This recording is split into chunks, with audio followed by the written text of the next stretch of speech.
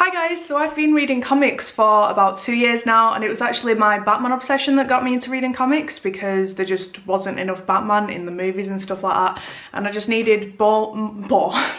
I'm having a lot of trouble speaking today for some reason. I just needed more Batman basically. I was completely unaware that there was 2 comic book shops in the city that I work in, so I'm actually really lucky about that. But I'm going to show you guys today the 5 comic books that I've tried to narrow it down. I think I might be missing 1 or 2, but the 5 comic books that I think everyone should read. And because I know a lot of you guys obviously don't live near a comic book store or anything like that, I'm going to try and find websites that should be quite easily accessible and do shipping and stuff, and I'm going to link them in the description down there.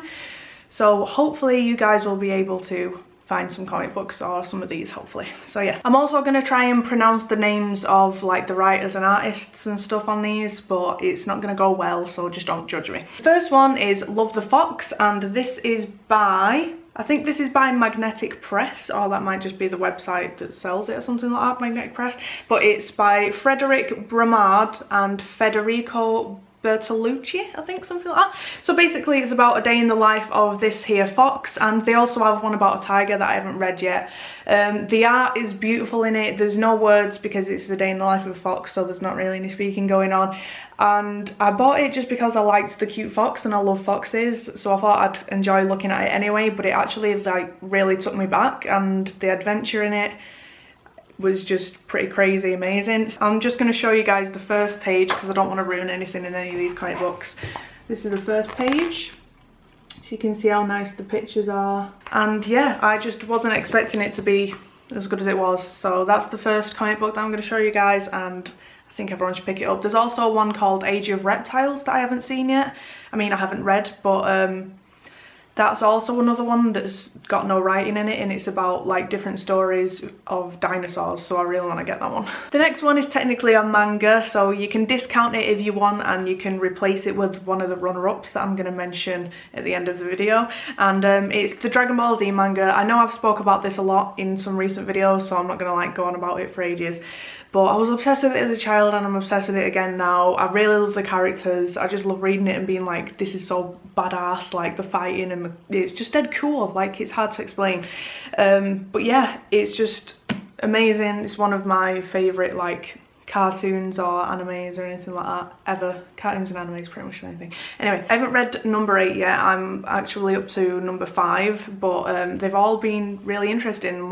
And I think it's better than the anime because it's a bit more fast-paced. So if you don't want to watch 5 episodes of the same 2 people fighting, then you can do this and it'll be over within like 10 pages or something like that, and then you'll just be like, that was crazy awesome, did you see what he just did with that thing and the Kamehameha.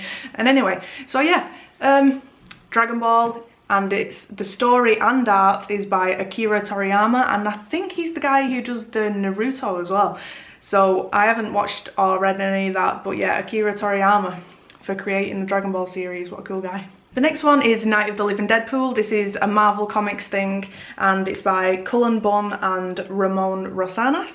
And this is one of the first Deadpool comic books that I've ever read. A lot of people are aware of Deadpool now. He was quite big for like a few years in the comic book world, but obviously he's just got a movie out as well, so everyone knows how funny he is and how unique and creative the people who created Deadpool are.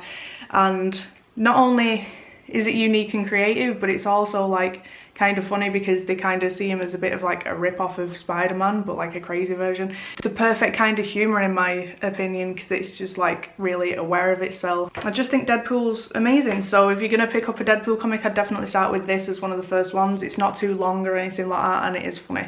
So yeah, full of action and just fun read. If you're gonna get into comic books, this has got to be one of the first ones that you'd read, in my opinion.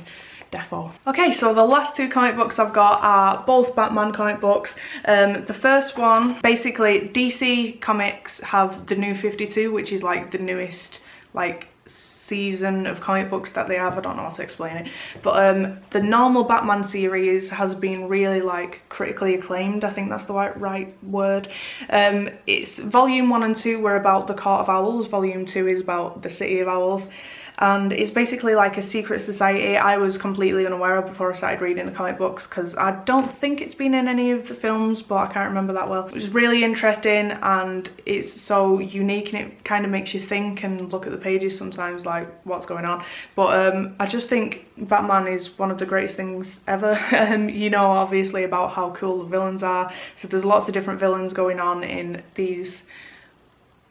both of these Batman and Batman Detective comics. I'm not mentioning Batman the Dark Knight or any of the other Batmans that are in the New 52, because I think these ones I've read the most out of and got the most out of so far. And at the moment I think I'm up to issue 40.